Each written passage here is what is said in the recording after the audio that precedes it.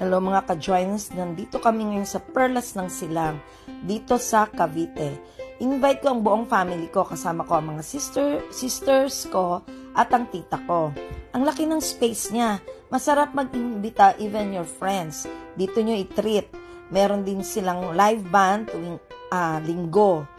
At umorder din kami ng maraming foods. Ito ang oyster, cheese, ang appetizer namin. Dumating na rin yung mga ibang food namin.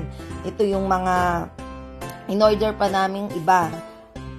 Ang ganda-ganda ng place. Ayan ang spicy seafood, bulalo. Andiyan na rin ang beef rendang, ang aming chicken garlic, lemon, pati na rin ang squid. At pumunta na rin kami doon sa pasyalan. 100 pesos ang entrance kung hindi ka kakain. Pero pag kakain ka, libre dito. I-enjoy mo lang ang view at ang mga flowers. Ang gaganda, di ba?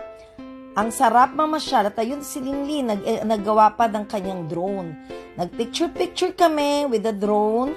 At ayan, enjoy the scenery lang. Ang sarap. Paano ba mga ka-joiners? Happiness is joy!